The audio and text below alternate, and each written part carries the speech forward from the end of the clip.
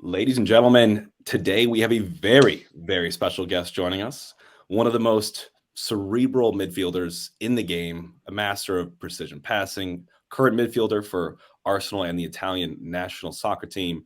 He's known for his icy cold composure on the ball and from the penalty spot as well. Incredible football IQ. Jorginho, it's an honor. Welcome to our show. Thank you very much. Thank you for calling me. It's a pleasure to be here with you guys. So, Jorginho, let's start it from the top. So we're here in St. Louis in the United States, and we've got a big Arsenal contingent who I know would be loving the opportunity to get to know you better. And what better way to start than to go to the beginning of your story? So if you could, Jorginho, I would love just to kind of pick your brain on, how you got started in the game. I'm going to keep calling it soccer. I know it's going to feel weird to you, but Yeah, I'm going to call it soccer here. And growing up in Brazil as well. And I really wanted Jorginho, for you to talk about, because we obviously did our research before this, and the connection between you and your mother is something that I think everyone could really appreciate and afford to hear a little bit about. So I know it's a lot fuddled in there, Jorginho, but I'll turn the floor over to you. So basically, football is in the blood of my family, and it started way before my mom, with his dad and uncles and everybody in the family, always involved in football. And of course, my mom always tried to play. In those times was a little bit different, more difficult for her, but she always tried to manage to play football, to do what she loves, and then pass on to me. And since I know myself, I always loved football, the ball, be playing, and I started at home with her, basically.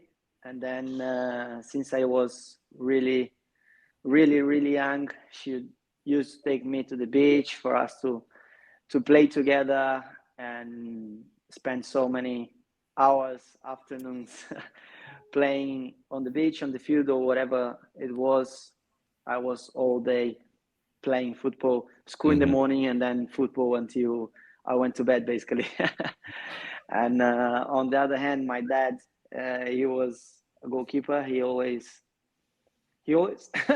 sorry.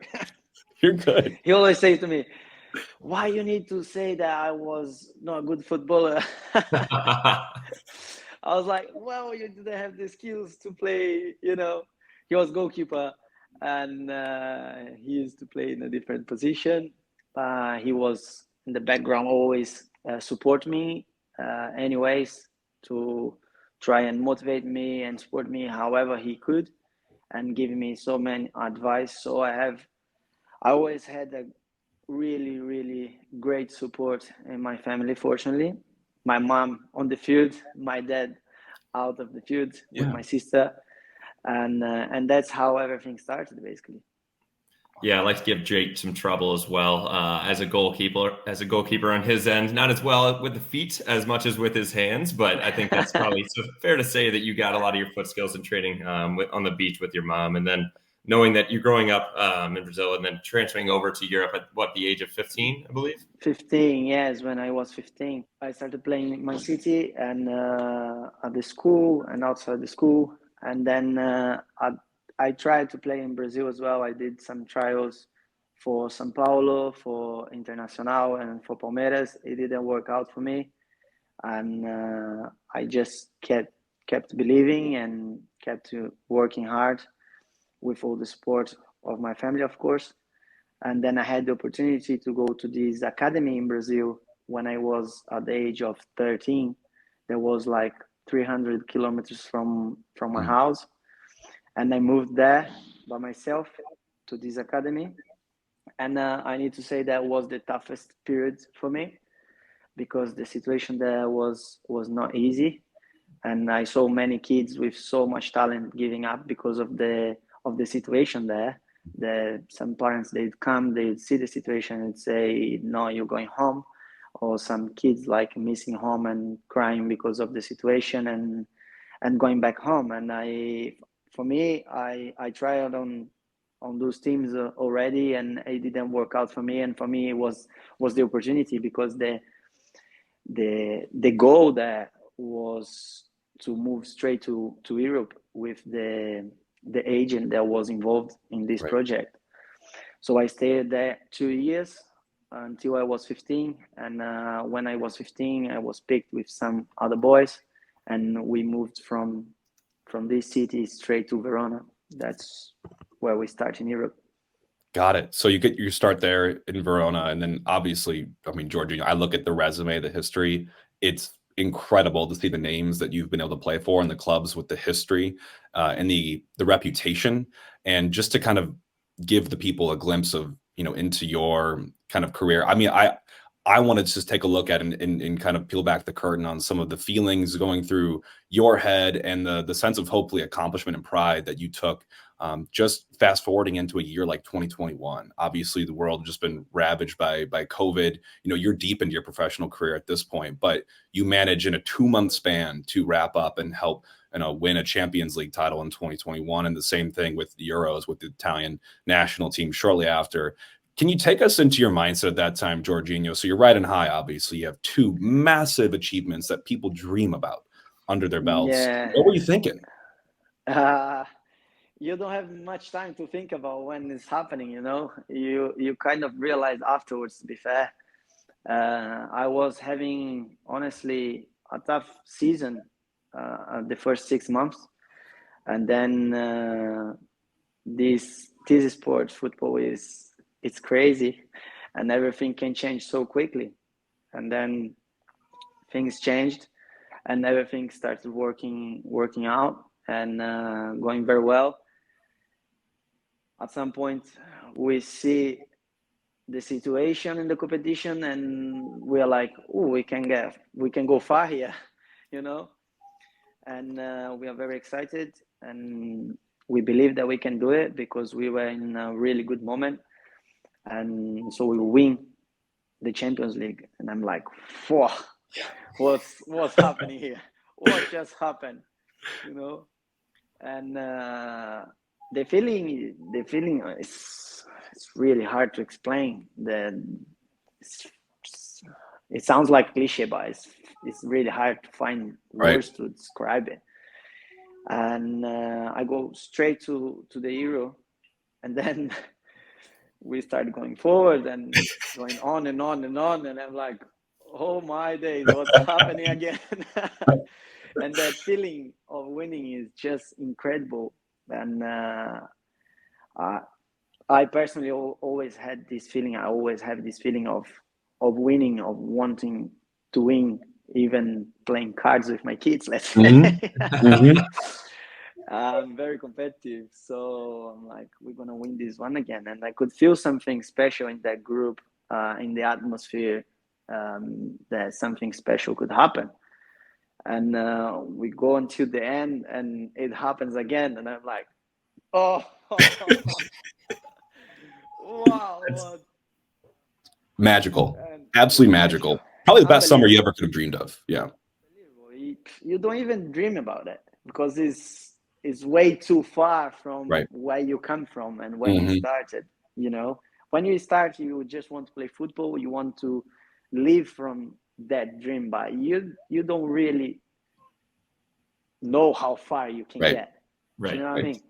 I mean, just being able to be on that stage, much less than just taking home 2 of the most prevalent trophies in soccer or football in the same summer has been absolutely insane.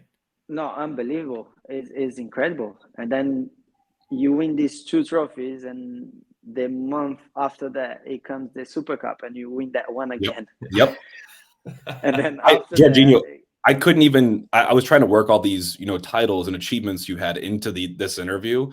Given the time, I just can't, because your resume is just chocked full of all these things. We didn't even talk about, you be included as the UEFA Men's Player of the Year. The first Italian ever to win that, which is no small feat. I mean, how did that feel, taking that home? Yeah, and then after, that's what I was going to say. A month later, it comes the award, a personal award, that you're like a midfielder winning that.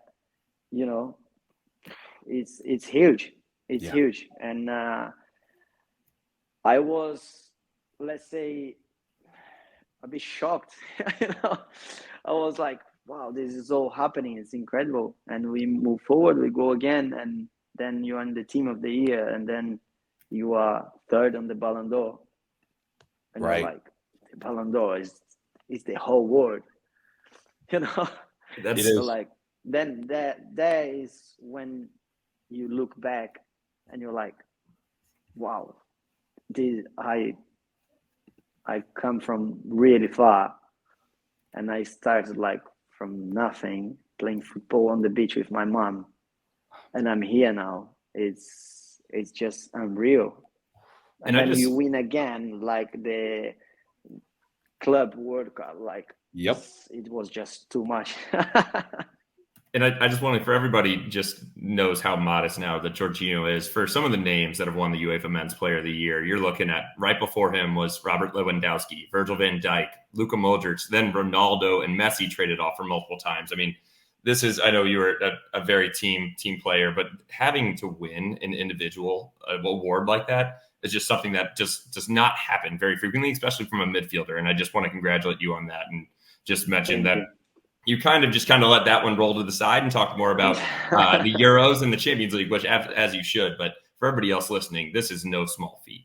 And Jorginho, obviously, then we turn into, I'm a big Arsenal fan. We have so many big Arsenal fans here in St. Louis. Like it's a big soccer, football hotbed here in the USA. And I want to, talk to you about, because obviously I was following the team very closely. And when I saw your name start to come up as potential for, a transfer or a signing, I was elated. So talk to me about what's going through your head, during January, I guess, of 2023 now, and what kind of stood out to you or attracted you to Arsenal? Well, I could see my situation at Chelsea that it was not going to stay there anymore. And then Mikel called me, and how the team was playing, how everything was working out, and the style of playing, I thought was the perfect situation for me. I didn't even need to think about when he called and okay, this is the situation, you have this opportunity. I was like, what I'm waiting for. Absolutely. It's call from Mikel, the club that Arsenal represent, the fans is, I mean, you don't need to think much. And you mentioned when you signed that Arteta was a big influence for you, and you said that that he tried to get you a couple times before, but it didn't happen for other reasons. What's kind of the relationship that you've had with him in the past and now currently with the club as well? Well, in the past, I didn't have contact with him. I know that he tried, and then it didn't work out. And now my relationship with him is just great. We have a really good connection, and we understand each other pretty well, I could say. And he's an amazing coach. The job he's been doing now is incredible, and I have just so much to learn from him. And all I try to do is listen, learn, and help. Absolutely. Jorginho, let me tell you one of my favorite memories so far from your time at Arsenal. I want you to tell me one of yours. I mean, can you look much further? I remember where I was, the moment you hit that screamer off the bar and down off of Martinez's head to salvage the comeback win against Villa in 2023. I mean, it's visceral to me. Do you have any memories that stick out to you? For me, it's that one. Okay, I spoiled it. I'm sorry. Yeah, no, because it's my goal, right? Absolutely. Yes. Give it to me. Yes. Yeah. Okay, yes. Thank you. Yes. Nobody did it. Yeah, that's right. I saw that. I saw it in your stats, Jorginho. Like, there's no goal yet, but come on, that's got to be claimed by you. I mean, I'm giving it to you. We're giving it to you here officially. Yeah, thank you. It was in a really difficult game that we need to win, and then how it was at the minute that it was just perfect. So for me, that's it's something that I'm not gonna forget about. Yeah.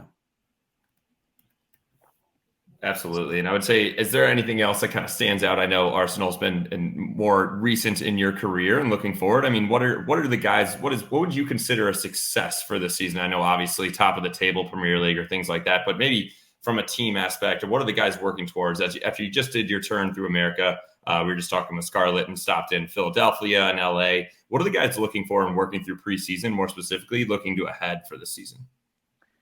But to be fair, everyone is working so hard and trying to improve in every single aspect that can improve the team, because all we are trying to do is to bring Arsenal to a new level, that is already high, but we want to keep pushing to try and win as much trophies as we can, because that's what this club and these fans deserves, and definitely this group deserves as well, because this is a special group with amazing players and especially amazing guys.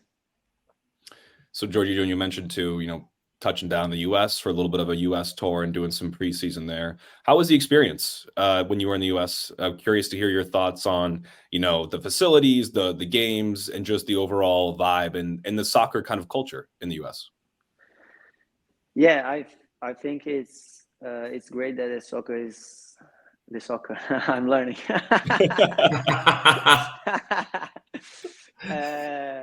Football is becoming bigger and bigger there. Every time I've been there, I always had a great time, and I feel like the support actually from people. I can feel the love from the game. It's like a beautiful show there.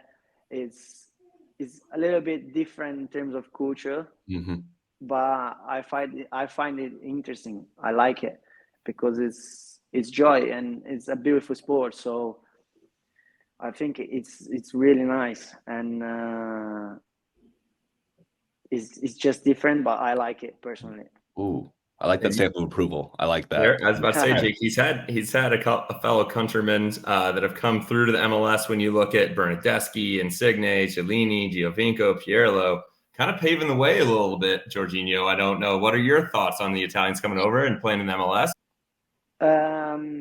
I think it's a great opportunity for the Italian players who went there, and I think more and more they will go because especially in Italy they kind of stay a lot in Italy, right? And it's a good opportunity to learn other cultures and show as well the potential that Italy has. I'm glad to hear you're experiencing progression and how you feel like the US is coming along in soccer, obviously building up to 2026 World Cup being hosted here. But Jorginho, it's been so much fun speaking to you. I am so stoked to catch you and the rest of the team kick off on Saturday here, and best of luck to you and the team for the rest of the season. Thank you for coming on. Thank you very much. No, I appreciate it. I enjoyed. I hope you guys enjoyed as well, and we speak soon. Sounds good. Sounds good. Thanks, Thank you. Okay. Ciao, ciao.